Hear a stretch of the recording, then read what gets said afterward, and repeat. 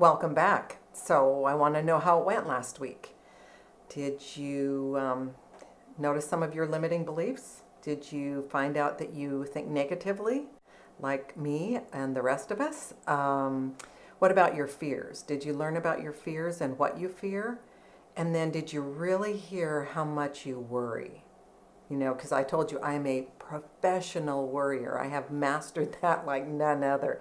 And I am. I can worry with the best of them. Well, probably better than the best of them. But I also noticed that worry was occupying a lot of my time, and needlessly, because nothing really happened that I worried about. And the stuff that I never, ever would have thought of did end up happening. So it's a waste of time, and I don't want to waste any time. And I want to be spending my moments being the best me I can, feeling content, happy, joyful, enjoying life. And I can only do that if I'm in the present moment. And fear and worry, like I talked about with anxiety, lives in the future and the past, never in the present moment. And I want to be here because truly that's all we have is the present moment. There are no other moments, right? I can't guarantee what's going to happen in the future. And anything I remember from the past, I actually don't remember it accurately, nor do you. Okay, so we just need to be present, to be living our life in the best way possible. So I hope that went well. If you have questions or things like that, you could shoot me an email at thinkgetagrip@gmail and let me know. What are your questions? Can I help you with something? Because there are things that will be sort of mysterious maybe a little bit, or maybe you have a little clarifying that you want to do, so let me know. The other thing I want to know is, did you practice that skill? Because it's the skills that we take with us and are long term, the skill of and then what, right? So you worry, and then you think you just leave it alone and it's at the end of that long dark hallway. Instead, you want to go down the hallway, open the door, greet your worries, and figure out, okay, what is it really that I'm worried about? And what can I do about it? Is there something I can do about it? And notice and dig in to realize that, you know what, that's going to be okay. I can handle that. Do I want to handle it? No, but I have to, then I will, and it'll be okay. So I wanted to kind of go back over some of the pages in the book just to see if you're journaling, because that was part of it. So let's just have a quick look at the book. Let's go to week 1 when we were journaling, and I know this is the week before the last one, but let's just look at it. So what it would have looked like perhaps is you put the day, Monday, and January 27th maybe, and you wrote down in the morning, right? My thought was the world is a horrible place, right? Because a lot of stuff is going on, and then you think, and you put that all or nothing thinking on it, that the world is a horrible place, right? And so you want to list that because you want to check for patterns. If you're an all or nothing thinking, then you can really focus on that and say, that's not true. I can't think that way because it actually isn't true.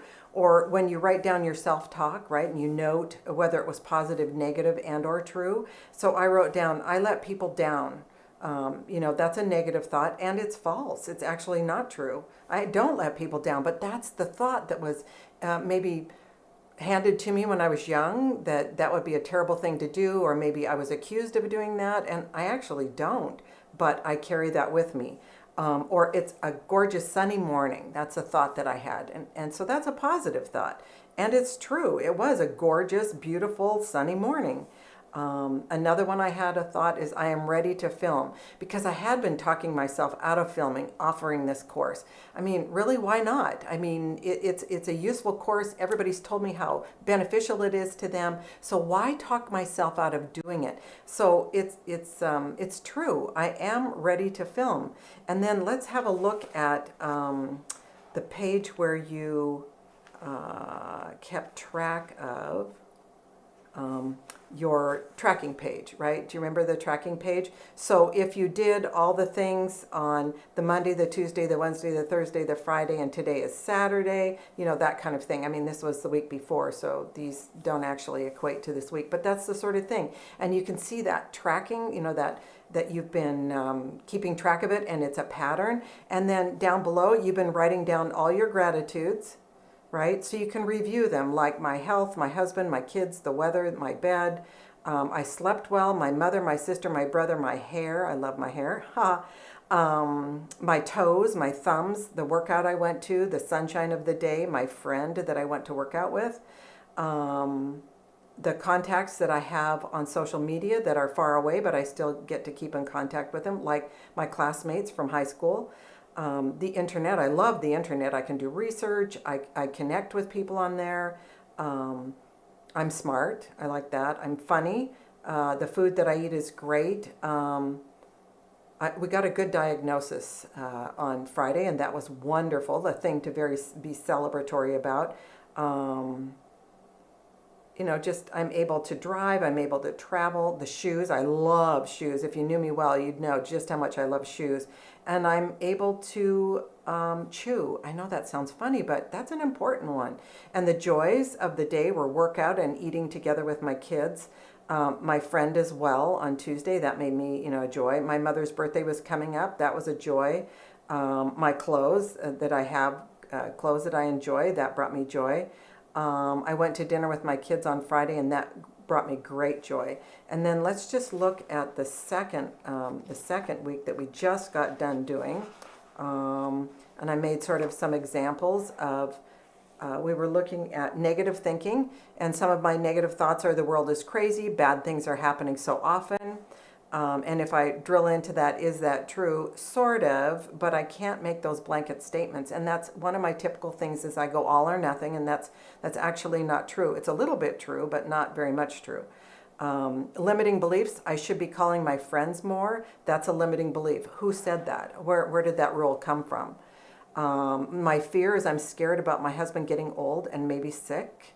Right, I don't like that. By old, I mean like not able to do things and not go anyplace. And then my worry is, what will I do when my sister dies? Now, I would have to sit there and go, okay, my sister's dead, and then what? And work through that, right? To understand what is it that I'm worried about. And of course, it's the pain of loss that I'm worried about. That's what it is. And the loss of love, that's a big one that I'm worried about. And so then I realized, yeah, it's going to be very unpleasant, but I can do it. And then another one was, how will I recover from losing my husband? And again, I would have to use the and then what to work through that and understand that. And then, of course, you did the tracking. And so, you would have tracked if you had done it all, and your gratitude. So some more gratitudes that I had is I can sing, I can read, I can garden, I can hike, I can think. I can barely read my writing, but that's another point. I can create. I can use the computer really well. I can parent. I can write. I can communicate really well. And my joys, I found my SD card that I thought I lost. It was from the car. I had to update the car system. And of course, I have the SD card that's specific to the car, and I thought I lost it, but I didn't. But I worried about it anyway and made myself feel like not so good for a while until I checked myself and went, quit doing that. And then I found the SD card anyway, and I reminded myself that I would, because I always do. And so when I did, I went, yep, there we are. And it brought me joy. I actually made dinner for everybody, and that brought me joy. I shopped, which that is my go-to. I don't necessarily buy, but shopping really brings me joy, and I worked out. So that's kind of the stuff that you can mark in your book, and it's a way to keep track of things. And then you can go back and reread all that and feel good about it and remind yourself, remember how grand your life truly is. And it is grand. Don't kid yourself. So I want to make sure you're tracking, and I hope you are. I hope you're noting your gratitudes and your joys like I did, and you're keeping track of it, because you can go back and read it. You don't have to be super detailed about it. You can just do like I did, just kind of an overall little mention of something, and that reminds my brain And then I can reread all that and remember, wow, I was thinking that. Here's the pattern of my thinking. I need to change that pattern because it isn't working for me in the best of ways. Like that all or nothing thinking, that everything's bad. No, that's not true. Some things are bad, but other things are good. And when you start to remind yourself of that, remember, it picks you up. And going to the gratitudes definitely picks you up. And then I want to know, are you making your bed? Now, I make my bed every day. And do I want to? No, I really don't. But the moment that I do, and it's all crisp and clean and neat and I don't know what you call that, but no lumps or bumps, and the pillows are all fluffed and put right where I want them, it just makes me feel like life is in order again.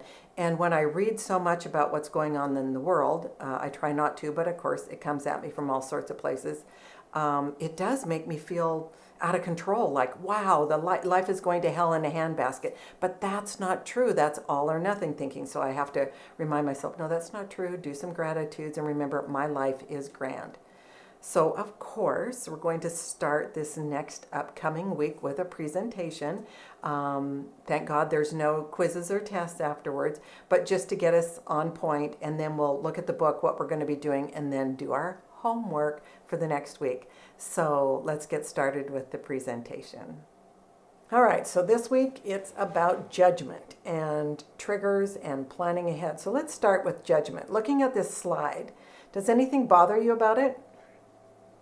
So both of those spellings are actually accurate. I just want to let you know. But you know what? We'll auger in on that and think, ooh, one's better than the other, or one's wrong and the other one's right, without even looking into it or analyzing if that's true. And it reminds me of when I argued with my mother about saying pasta. She'd call it pasta, and it would drive me nuts. And I'd say, Mother, it's pasta. And so finally, she, being she, looked it up in the dictionary, and it's actually both, and I had to eat crow. So it's just funny how we are willing to go to the carpet over something that is not even a big deal, and we shouldn't waste our time on it. But that's judging, right? And judging ourselves is at an all-time high, right? It's like we're bracing ourselves for any rejection or failure, and we're trying to be the first to judge ourselves because we believe self-judgment will protect us against the sting of other people pointing out what's wrong with us. And that's not even true. It still hurts to be told what's wrong with you, right? But it doesn't kill you, but it does hurt. So that criticism doesn't motivate us. It actually creates anxiety, and it stalls us, right? It doesn't let us move forward in our life. So I want you to catch yourself thinking, and especially when you feel anxious, and then I want you to ask yourself, hey, what did I just tell myself that is creating this feeling? Because oftentimes our stress, no, not oftentimes, most of the time, our stress is a result of our own thoughts. And remember, what we said is just because we think it doesn't mean it's true. So I have a little video clip for you to watch, and it's from Jay Shetty, and it's based on The Cookie Thief by Wayne Dyer. And in this little clip, you will see how what we think and assume is generally not true, but boy, does it cause us all sorts of miserable. So let's watch that. A man was waiting at an airport for a long-distance flight. His flight was delayed, and so he had a little spare time. He saw a deal on some cookies and thought he should treat himself. He bought quite a few cookies because he thought it might be quite a long delay. He took a seat near a man and started to read the magazine he also picked up earlier. He exchanged a glance with the other man and then tried to avoid eye contact as he went back to reading. While he was engrossed in his magazine, he happened to see that the man sitting beside him boldly grabbed a cookie from the container. He initially ignored the incident to avoid a scene. He grabbed a cookie himself and went back to his magazine. But the man seemed to have enjoyed the cookie so much, he took another one and started eating it too. This continued for a while, and with each passing moment, he began to get more and more irritated. Every time he took a cookie, so did the other man. When the last cookie was left, the man nervously took that cookie and broke it in half. He offered the other to the man and smiled. The man took the cookie and could not believe the other man's nerve.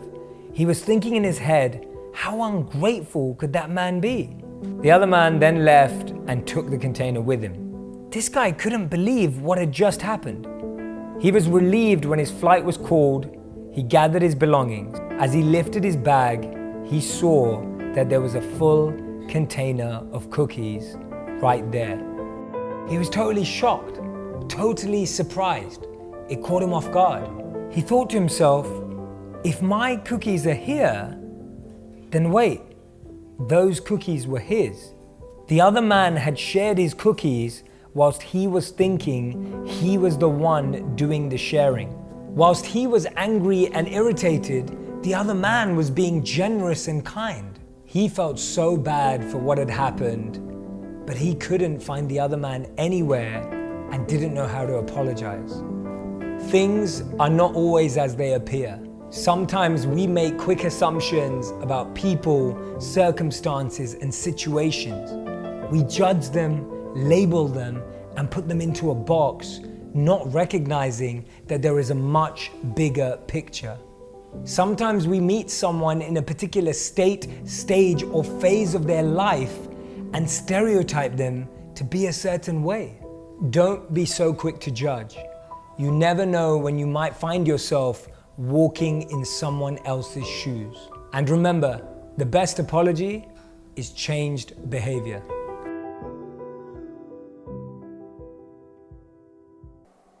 That video is such a great example of how much we assume about what is going on around us. And we don't even ask if it's true. We just think our thoughts are true. I mean, it's crazy, isn't it? Now, in the book on the chapter 3 page, I included a quote from Walt Whitman, which I think it explains this to the best. It says, "Be curious, not judgmental." Think about if we could just be curious, right? No, we don't do that. We think we know it all. And that's what gets us into trouble. And it gets us to a place we don't want to be, right? That judgy place is not good. Now, I'm not saying all judging is bad, because we do have to judge people when we're in a crowd to see if they're in control or somebody's out of control or whatever's going around. I do know that, right? We need to judge people if they're safe or not. I get that. But for the most part, we don't notice those details, do we? No, what we notice, what our modern brain judges people on, is if they're cool, popular, or better than we are. Huh, really? So, of course, we receive these messages from media, and I think that's where our self-judgment comes from too. So I want you to look at this magazine cover, and it says, "The Beautiful People," right? Really? Is beauty what's most important? It seems to be. I cringe to think that we are so shallow, and that's one of my values, is not to be shallow like that, to value what's important, right? And being beautiful, I don't see that as important.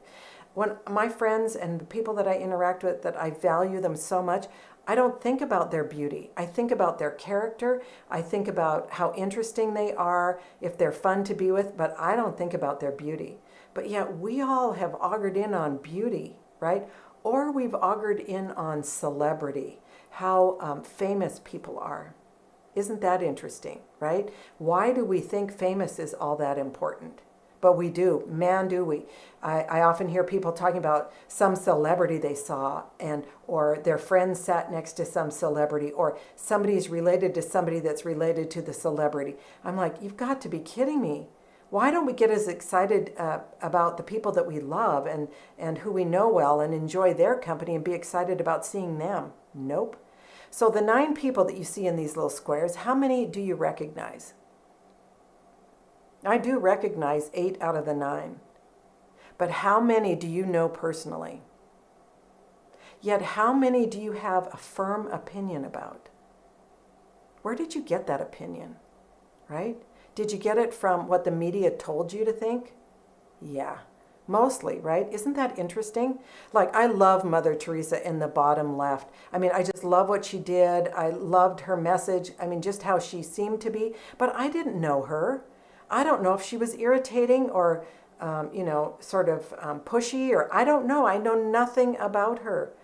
But yet I kind of like, I revered her for a long time, but I don't anymore. I think she's a wonderful person and did wonderful work, but I don't know her, and I have to remind myself of that all the time. And I think we all should. We don't know those people personally, yet we place so much importance on them that we end up making ourselves feel diminished. Isn't that crazy?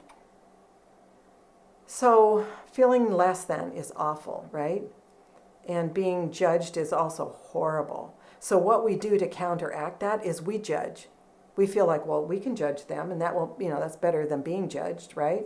But no judging is good, yourself or others. It just isn't good. I mean, yes, evaluating. Yes, we should evaluate. But putting your firm stamp of opinion on something isn't, right? Remember, there's no rules. We don't know 100%. So we all struggle with feeling judged, I know, right? And we all kind of carry around this vague idea of how we think we should be, likely from, all that celebrity stuff and being famous people and all that. We think we should look like them, dress like them, or whatever. I have no idea. But we have this perfect thing. We don't really define it carefully, but we have this perfect that we hold up as a trophy, right? And we're doing damage to ourselves just by what we think, because we don't carefully define what that image of perfect is, right? Even though it has such a huge impact on our satisfaction and our happiness, we should define it, right? But we don't. So whatever should be we create, we hold it as that trophy to win, but it's usually a random, vague, unrealistic goal. But we've created it, we want to attain it, and all day long we compare where we are with where we should be. And we make ourselves feel like we will never measure up. This picture, I learned from a therapist that I met with after I retired, because I was struggling with retirement. I went from being, having that identity of being an educator and loving my job. I mean, it was my happy place. It was my philanthropy. I loved everything about my work. And then I retired and I didn't have it anymore. So I was struggling with what's my identity? What should I be? And my therapist told me, look, here's where you are. And here's where you think you should be, which you have not defined. And all day long, you're going back and forth going, am I there yet? Am I there yet? Am I there yet? And you are eroding your self-esteem, right? You're eroding what you think of yourself. And he said it's better to go down, to be where you are right now and set a small goal, right? Of improving yourself however you think you need to, a little bit at a time, but not think of years down the road, the should be, right? We don't need to live in the future. We don't need to do that. And we certainly don't need to live in the past. We need to live in the now. And that's why it's good to set goals that are close to where you are right now. And this helps you not to need judgment, because you're working on things that you have defined carefully.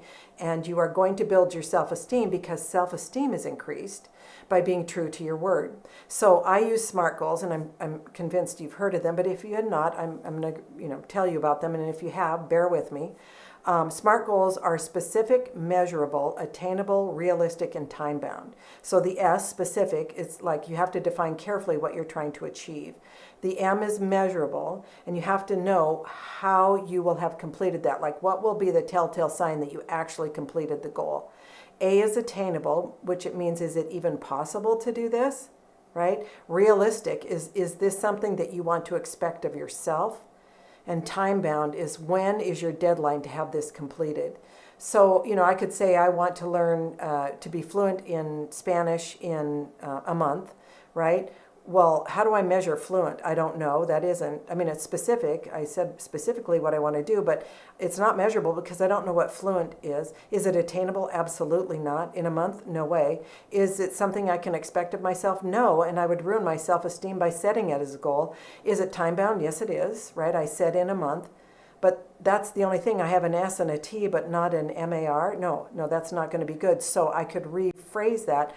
I want to be able to order a simple meal at a Spanish-speaking restaurant in a month. Okay, now that was specific, and I will know if I attained it, measurable, if I can do that, right? And then it is attainable, absolutely. Is it something that I can expect of myself? Yes, and it is time-bound. I said a month, but here's the deal. If I'm not willing to take the time and the effort and set aside the time and the effort to do this, I am not going to set that goal, because I don't want to not attain the goal. Because every choice you make has consequences, and there you have to remind yourself you have the power to decide when, how, and what you're going to do. Because you're the one, and I am too, who will have to answer for each choice you make. So I don't make a choice that is going to get me bad results.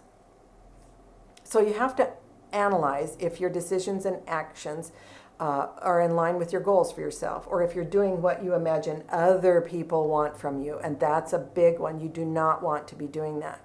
So I want you to stop eroding your joy by judging others.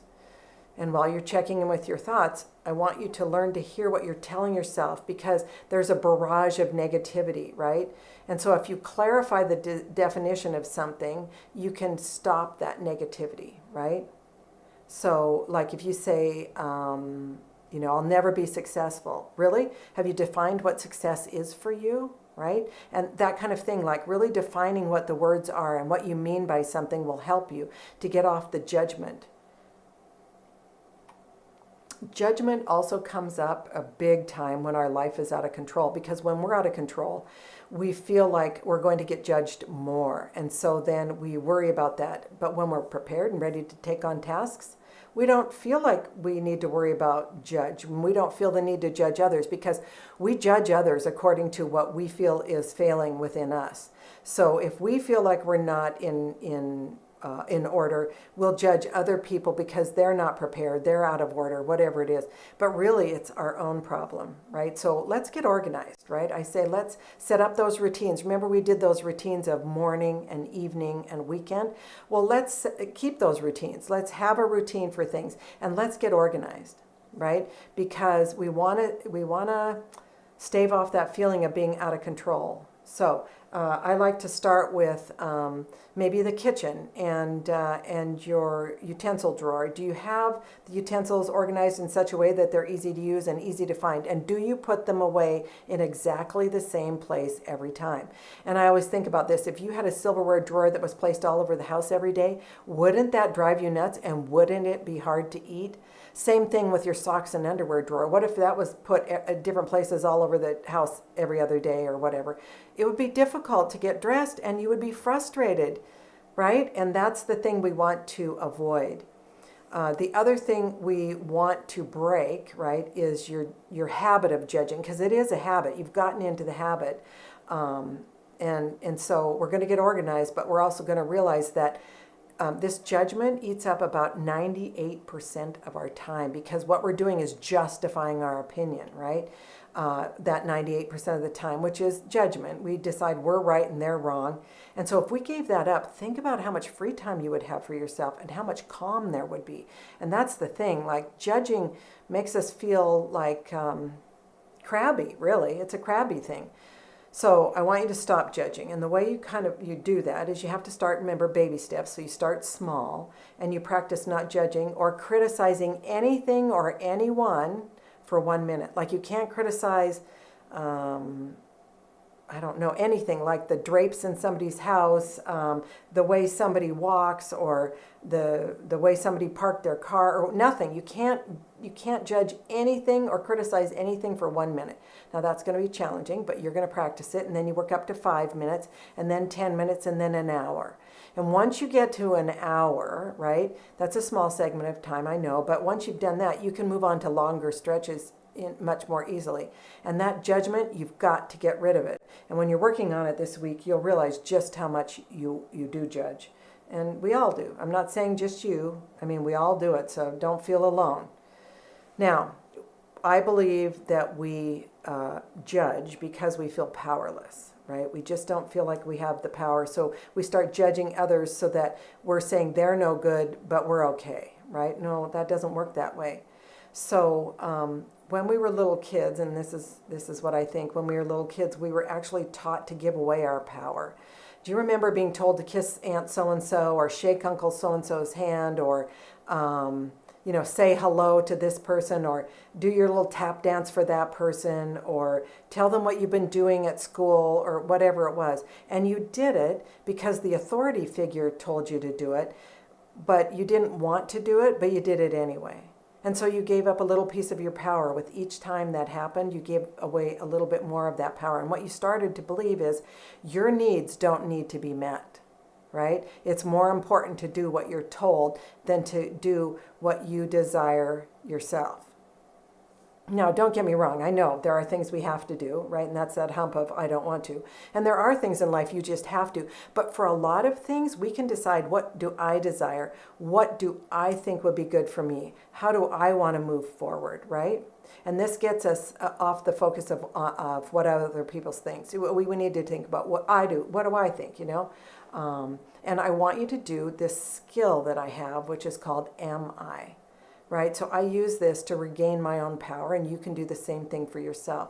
So you've got to center on your thoughts on what you think is important and what you want. And so you do this by asking these questions like, am I happy with how I look? Am I happy with the work that I produced? Am I happy, satisfied with what I'm doing? Am I proud of what I've accomplished? I don't care if somebody else is proud of me. I need to be proud of what I've done. Now, let's say you've been asking yourself some am I question, and the answer is no. That's okay. You're not going to berate yourself and beat yourself up or, make yourself feel badly. No, you're just going to reflect on how can you improve. And then you can set SMART goals to make that improvement, right? You don't need to wallow in judgment and beating yourself up. So am I is the skill. Now, when we feel judged, that's when we usually lose our cool and we have sort of a knee-jerk reaction. Maybe we scream and yell at somebody, or we burst into tears, or something happens, right? Well, this happens when we're caught off guard, usually by what somebody says or does, or by how we perceive that we're being treated. It might not even be true, but we just perceive it.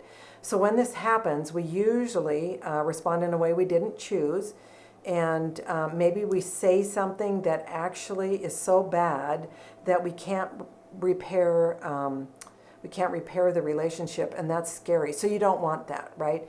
So that's when we need to be prepared for things that what I call trigger us. And what triggers us is that our values, something that we hold near and dear, has been crossed. So you need to know what you value. And there's lots of quizzes online that you can take to figure out what you value, or you may even know what you value. But one of the best ways I know to figure out what you value is when you have a big reaction to something, right? So when you get angry about something, or you have that cringe factor, or you feel like crying or something, that's when you've been triggered. That's a value of yours. So let me give you an example of mine. I value authenticity.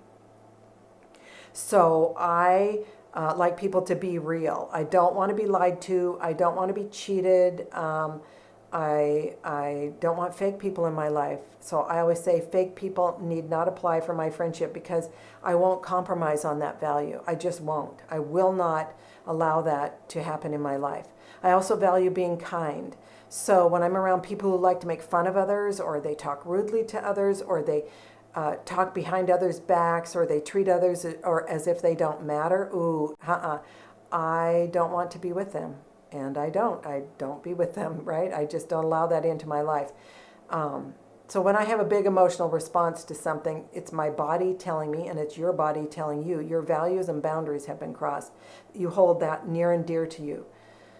So when that happens, that means that, whatever's happening it doesn't align with, or it isn't respecting what you value. And that happens with people a lot. They don't respect what you value, and that's gonna catch you off guard. And what happens is you get up, you manage their drama instead of your own, and that's just not good for you. And you don't need to do that. So this value is being crossed. Like I said, when you get super angry, or you feel that weird cringe factor, like, ooh, I don't like that, right? So like I said, I get angry when I feel lied or cheated, and that's because it goes against that value of authenticity. So I want you to not have these angers and headaches and everything. I want you to be able to say no to things before your values get crossed. And saying no is a big thing. Like, you are able to say no to things because you ask, am I interested in doing that? No. Then the answer is no. Am I willing to do this? No. Then it's no. And you have to say no to things before you get into those situations where, you feel disrespected or your values get crossed. So, for example, if you value punctuality, somebody who's habitually late will drive you nuts, right? And unfortunately, if you're married to one of these, you have to learn how to navigate around that because you're married to them. It'll still drive you crazy. If you value financial well-being and then you're with a big spender, that will make you cringe, and that's got to be worked through. If you know that you value cooperation and yet you're best friends with someone who is selfish, that's just setting yourself up for disaster. Now, you can engage with people who don't share the same values as you, and oftentimes the qualities that they have are so endearing and redeeming that you just can't help but love them. So you just charge ahead, right, and do your best to make it work, but just remember the playing field that you're stepping onto, and then you can plan ahead. So those emotional explosions are one of the biggest barriers to getting a grip. Truly, they are one of the largest obstacles to our thinking. And like I said, they happen in a blink of an eye, and we're usually blindsided by our emotional response. So when we get triggered, it's actually our body telling us, hey, this needs attention. And so we need to feel it in our body first, right? And we do feel it in our body first if we start to practice noticing that. And that's what I want you to do, is notice it. And we'll work on that in a minute. But to begin with, the first thing when you feel that huge emotional feeling, you know something's going on, I want you to just stop everything and breathe. That breathing technique will calm your heart rate. It will actually get oxygen back to your brain and help you to think more clearly before you do something that you regret. So this next little video clip that I'm going to show you is another one of those breathing techniques that we can use. And I like this one because it's wild horses and how to tame wild horses. And that's how I feel it is inside of me when I'm having those crazy, rampant thoughts, especially when I'm angry or hurt, that sort of thing. I do have just fast running thoughts. So let's watch this, right, and use it as one of the breathing techniques, and then we'll come back together and talk about it. Sometimes the mind can feel like a pack of wild horses, jumping around from past to present to future, refusing to sit still. And like a pack of wild horses, trying to force the mind to be still just doesn't work.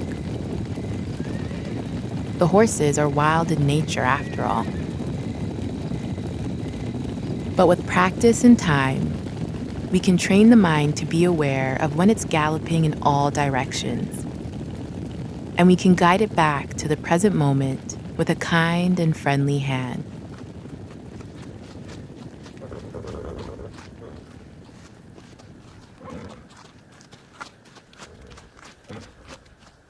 So let's see if we can practice taming the mind by taking a few mindful, deep breaths. Wherever you are now, get comfortable. Eyes can be open or closed, and perhaps relaxing the shoulders.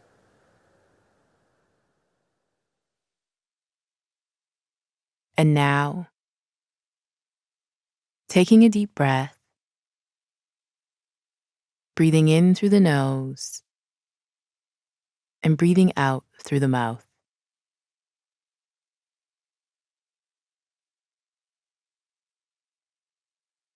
Noticing what thought or sensation the mind is chasing after.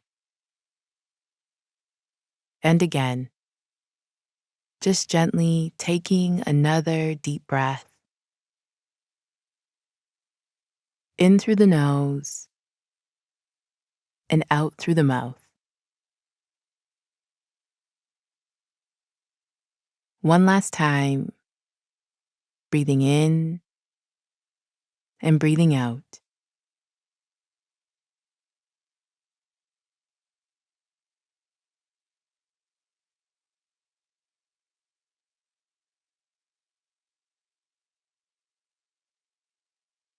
Similar to the wild horses, over time, the mind can become more tame, more calm, and may even start to enjoy more moments of stillness.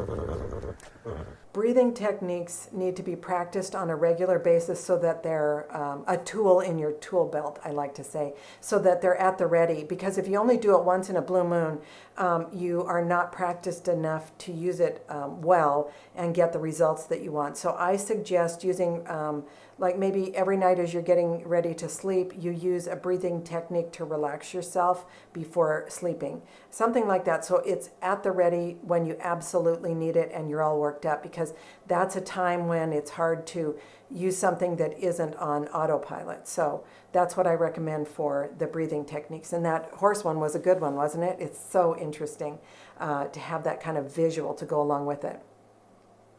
Now, triggers are best avoided when we know what is coming and we're prepared, right? We're prepared for the big emotions that we're going to experience. And also when we have things in order, right? When we've taken time for ourselves, that's also another way to be prepared for big emotions. And we need to be rested and well. Like when I am needing sleep and I don't feel well, it's hard for me to manage my emotions. And I think everybody, right, has that. We need to maintain our sense of self. We need to stave off the chaos of life.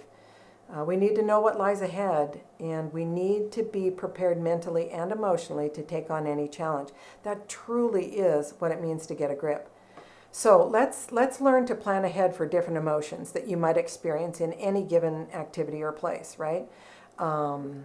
And we can teach ourselves to recognize so many emotions and also choose reactions to each that we think are best for us.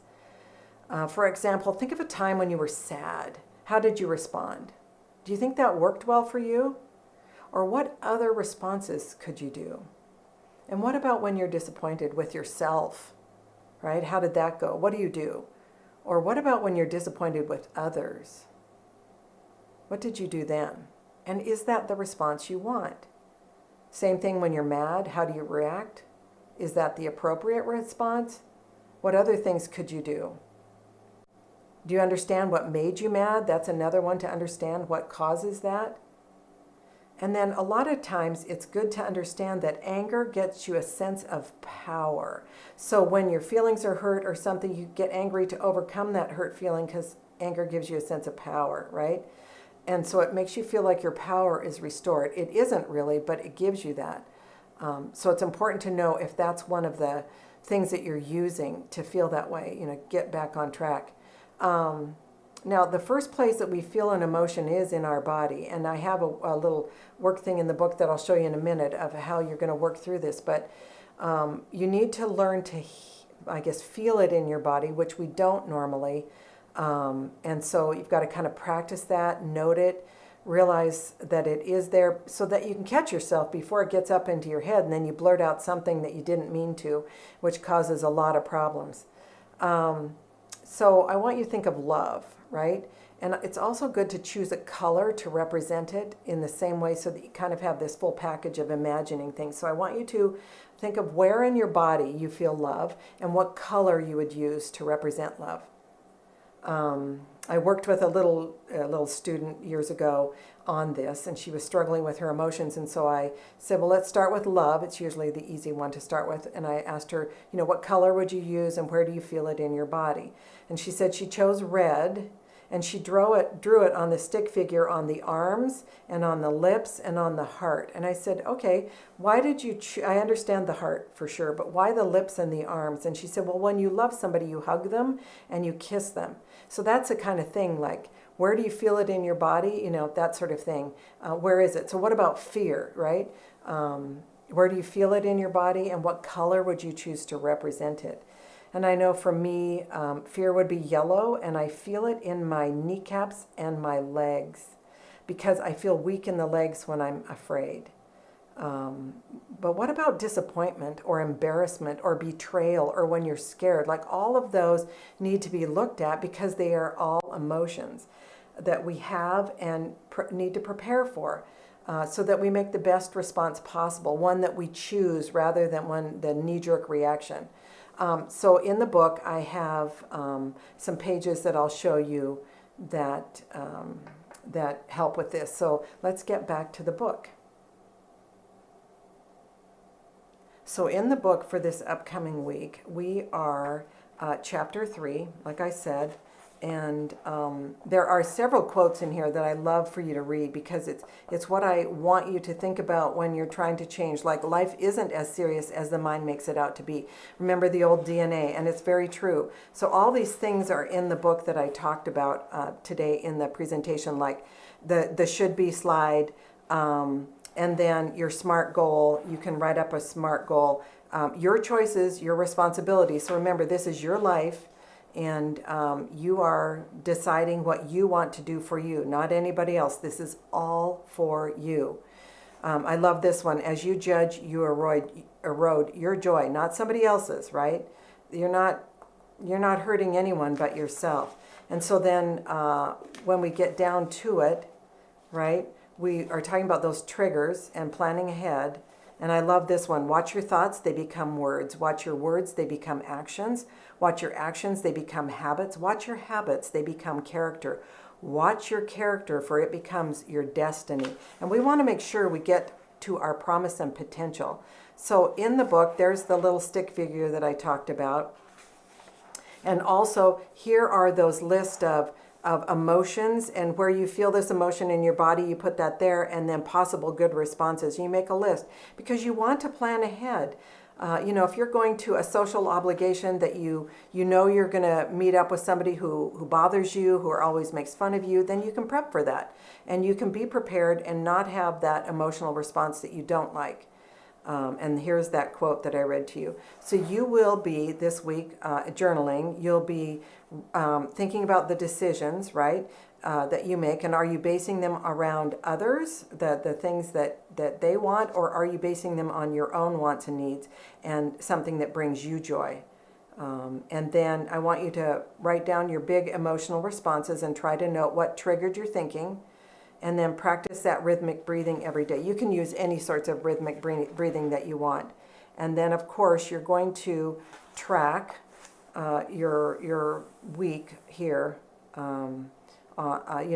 keeping track of making your bed, gratitudes. You're going to do the judging, am I, triggers, planning ahead, and ending your day with joy. And, of course, gratitudes and joys. And one of my favorite quotes and one of my favorite quote writers, or writers in general, Ralph Waldo Emerson, he says, what lies behind us and what lies before us are tiny matters compared to what lies within us. So that is this week, and it's a big one. I'm not going to lie to you. It is a big one, but it is so important. And remember, you are doing this work not for me, but for you. You're going to really focus on what you desire for yourself, not someone else. I want you to really bring the power back to you. Ask those am I questions for everything you're doing. Am I doing it out of obligation? Am I doing it because I'm trying to please somebody else? That never works. We've got to meet our own needs first. And then we can relax and let other people meet their own needs too. You're not here to please other people. You're here to please yourself. Now, you have to take care of other people in your life. I know that, and I'm not saying you're not going to. But you actually can't make anyone else happy. I can't make my husband happy. I can't make my children happy. I can't make my friends happy. That's their job. And it's my job to make me happy. So this week, I want you to drill in on all these things. And the other thing is, we are now week 3. Oh my gosh. So we only have one more week ahead of us, and then a wrap up after that. But I want you to read the final pages in the book. And it's that final chapter 4, and it's my favorite one. So I can't wait till next week to let you in on what I love so much about that, and how transformational that can be for you and has been for lots of people. But even this week, people have always told me, wow, I had no idea how much I judge, and how crabby that makes me, basically, and how much better I feel when I don't judge. It's so freeing. So I can't wait for you to experience that too. So, hey, I'll see you in a week, and I just hope it goes really well and you learn a lot about you, and it's just as impactful for you as it has been for many. All right, I will see you in a week. Bye.